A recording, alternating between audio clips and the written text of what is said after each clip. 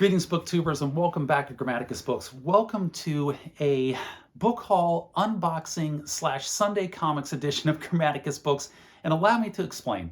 For the last couple of weeks here at Graham's End, Southwestshire, I've been doing unboxings. I've been trying to get rid of a lot of the stuff here that has accumulated in the manor over the years and decades, and just trying to pare things down. And I've been sending back or taking to half-price books and selling back all kinds of books that I haven't read, that I've never read, that I'm never going to read again, and a bunch of other stuff, making trips to Goodwill.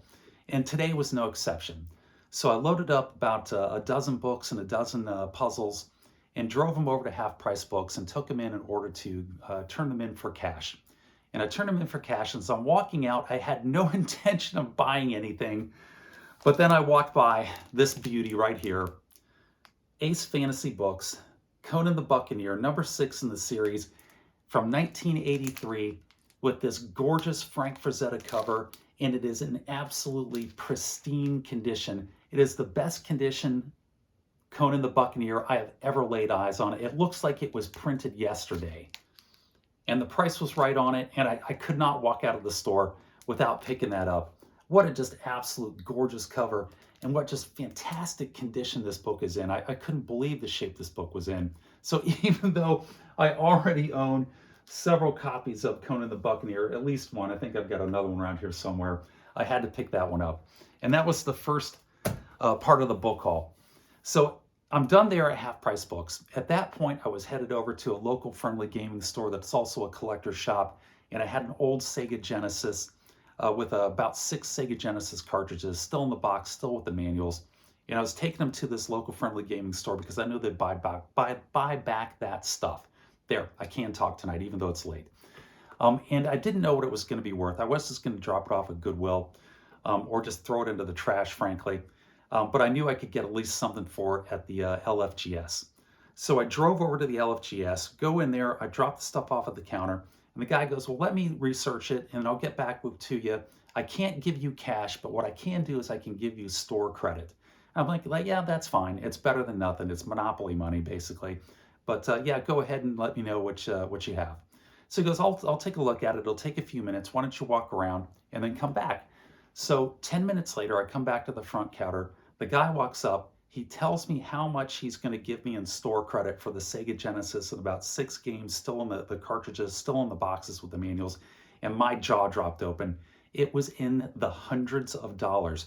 I could not believe it. My eyes got as big as saucers.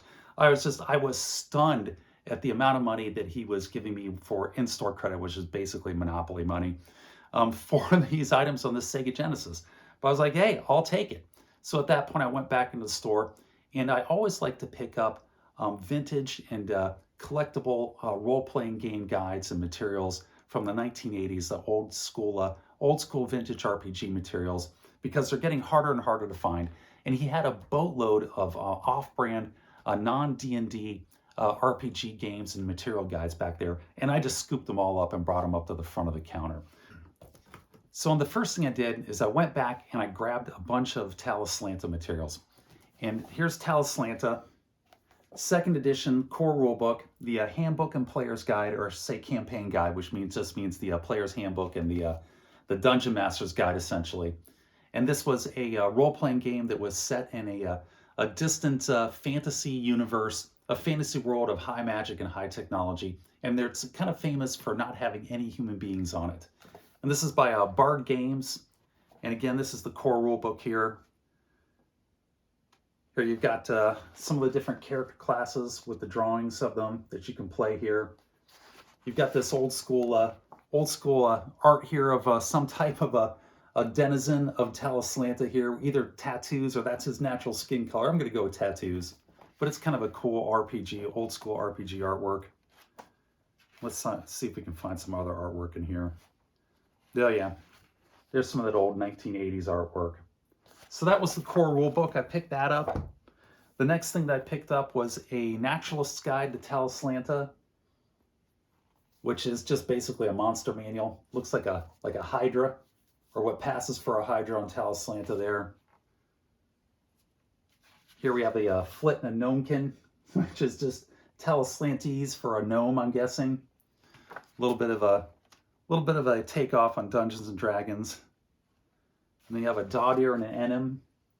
And I really dig that old school art. It's not as refined, it's not as professional as the art that you get today in role-playing games, but I do think that it has more heart and more soul than the overly polished artwork and material that gets put out in today's RPGs.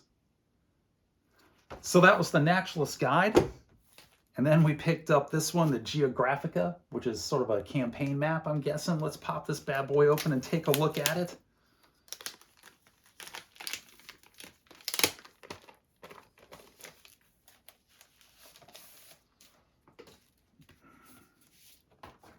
There we go. Got a big map of Talislanta. Let's see if I can open this without ripping it. Always, ooh. Nope, didn't rip it. It's just got a little bit of water sticking to it there.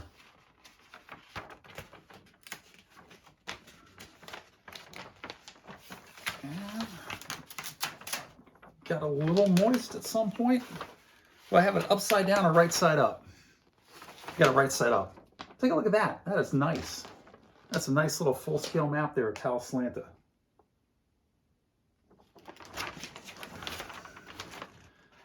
Got the Azure Ocean on this side, the Midnight Sea, and then the Far Sea and the Sea of Madness, splitting the world in two there.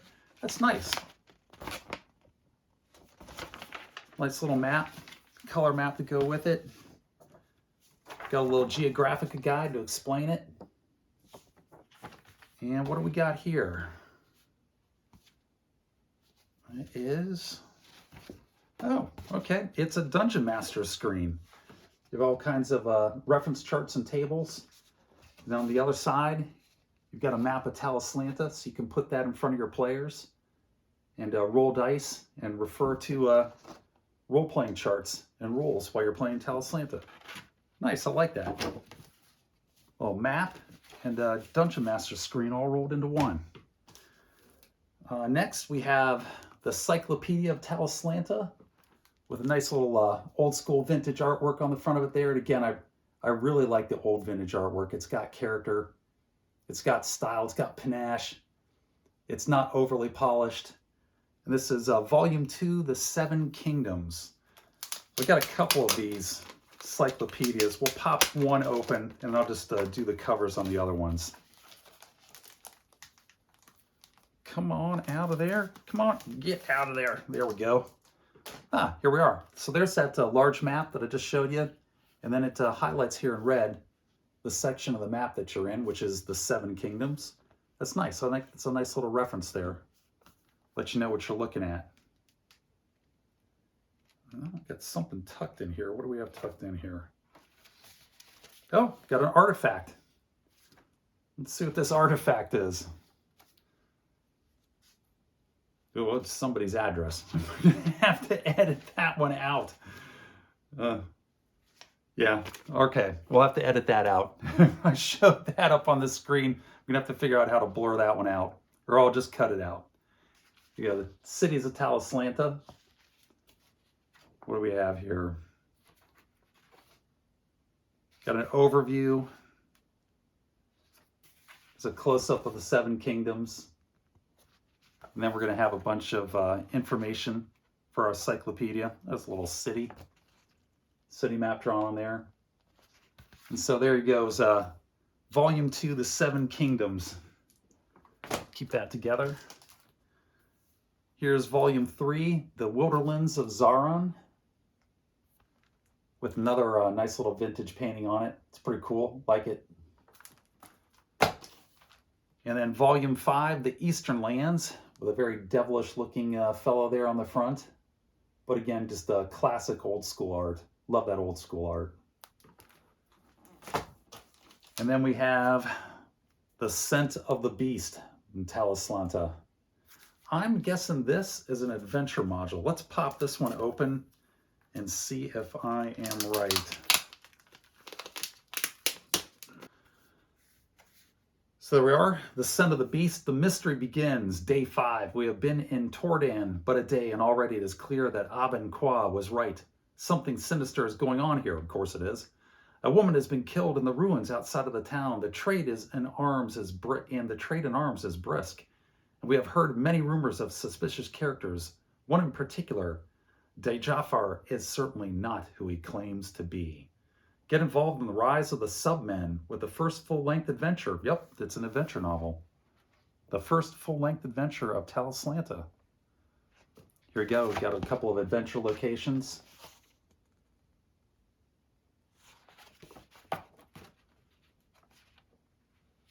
Oh yeah, nice little inside cover artwork there. Scent of the Beast. Ooh, Wizards of the Coast. Look at that. Ooh, try not to break this thing. Right there. Wizards of the Coast for Talislanta. Very interesting. Yeah, Wizards of the Coast. It's no longer Bard Games.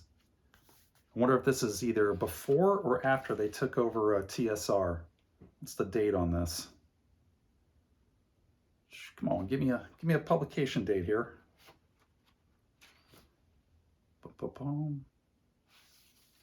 Okay, it took me a while to edit that. This is 1992. Wizards of the Coast, aka the Dark Lords, now of fantasy role-playing infamy.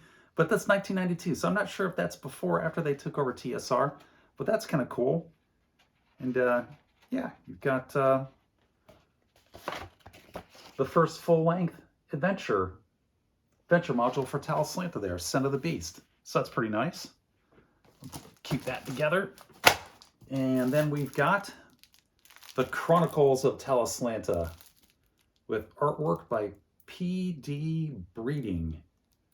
1988. Nice. Oh, there it is. P.D. Breeding up there. Like that cover. Classic. And then look at that line drawings on the back. That is really nice. Like those a lot. And I'm not sure what this is. I wonder if this is like stories. Like little short stories or a novella here for the campaign setting of Talislanta. That would be really cool. Get this bad boy open.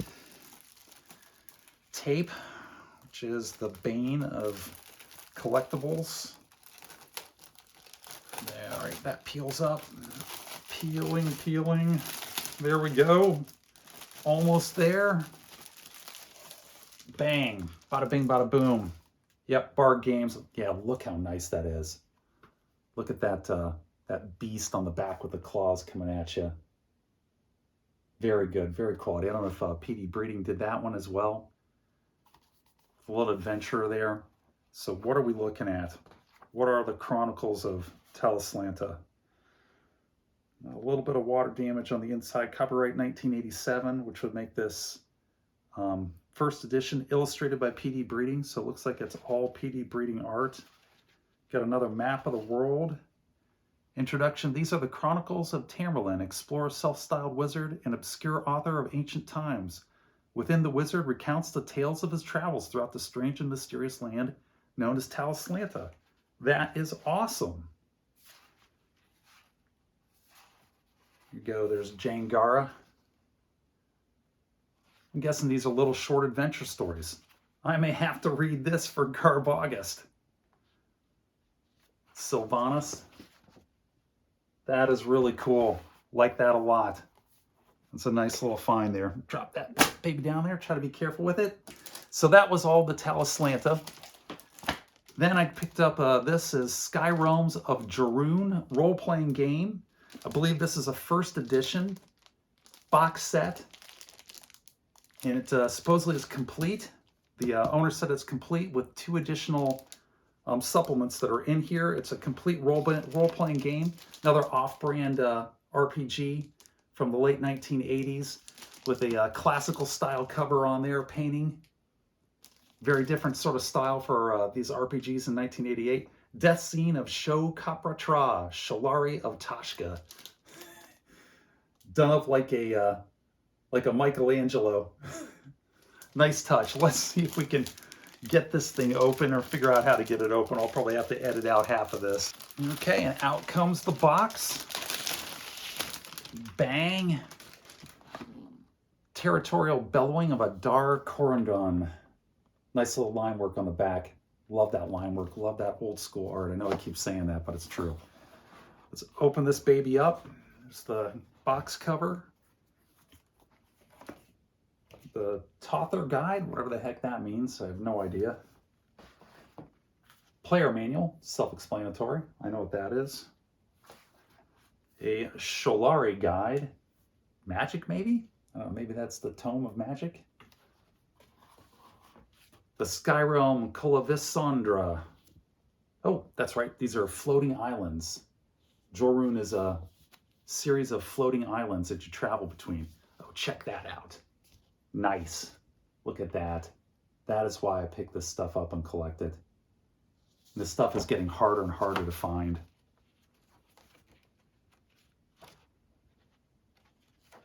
Yep. Floating islands in the sky.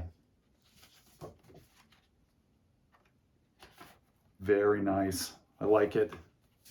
Oh, check this out. Earth Tech of Jorune. Sweet.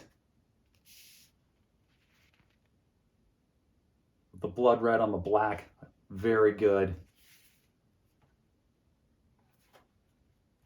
Maybe going a little Warhammer here. Earth Tech and Biotech of the 22nd century. Technology from a distant time and a forgotten place. On the planet of Jorune. Sweet. That's a nice find. I don't know if that's one of the supplements or if that came with this. And then Companion Jorune Birdoth. Skyrealms of Jorune. The Ramian invasion begins. So I'm guessing that's a little adventure module.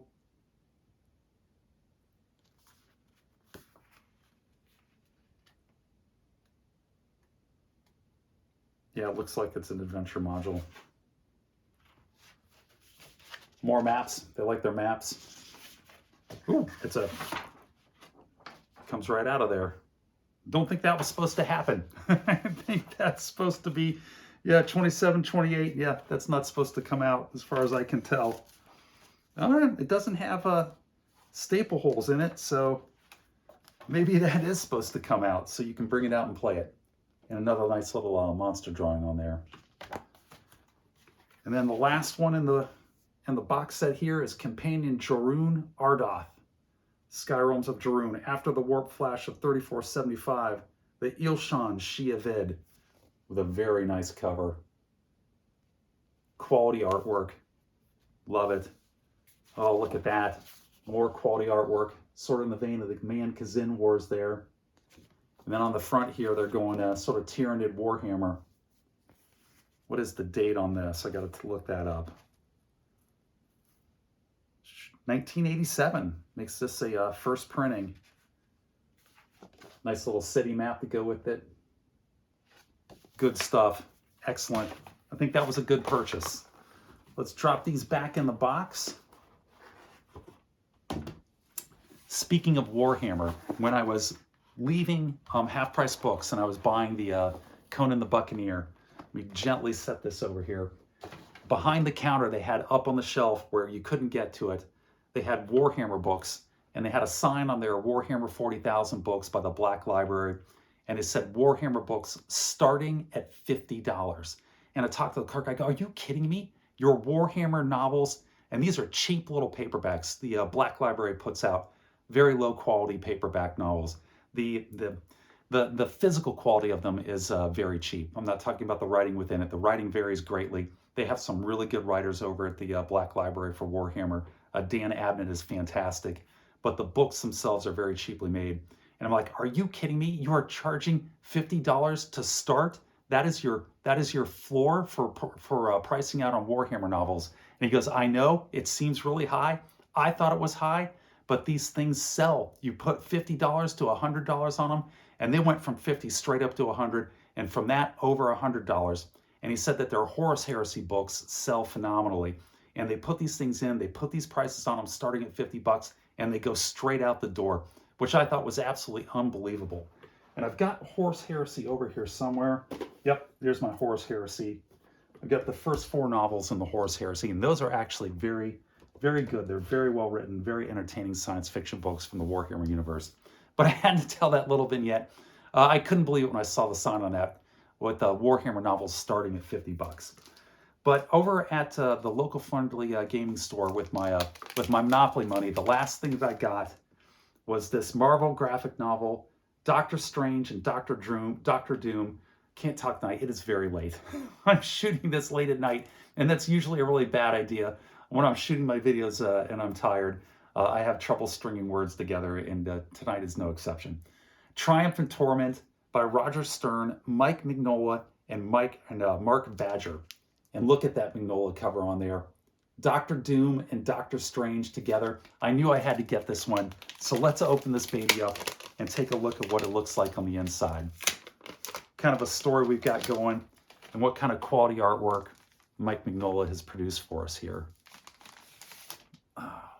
Got that out without getting the tape on it. All right, Mark Badger, ink color artist. Roger Stern is the writer. Mike Mignola did the pencils.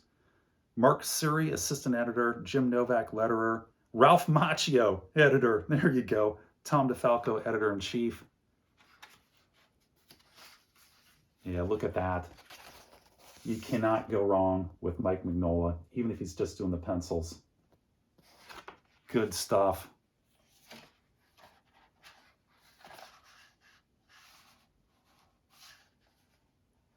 This has got to be in the kingdom of Victor Von Doom. And now that we've got the new Doctor Doom movie coming up, this could be timely. Oh, look at this. It's Mephisto. So it's Doom and Doctor Strange facing off against Mephisto. And look at the colors and the art in there. Yeah, this was definitely a good pull with my Monopoly money. I'm gonna check that out. Gotta like Mike Mignola doing Doctor Strange. Cannot go wrong. Great stuff. If I can find another piece of good artwork in here. Yeah, look at that. Look at Mephisto up on his throne there. Excellent. And here you got Doctor Doom on the back. Pain? Pain is like love, like compassion. It is a thing only for lesser man. What is pain to Doom? Victor Von Doom. Excellent. What's the year on this? What's the copyright? 1989. Seems like I got a 1987, 1989 sort of book haul going here, and 1983 on Conan the Buccaneer. But that's it there. I'm going to wrap it up with Doctor Strange and Doctor Doom, Triumph and Torment, Mike Mignola, with that awesome cover and that awesome artwork in there. And with that, I'm going to say take care, be safe, and I will catch you guys next time.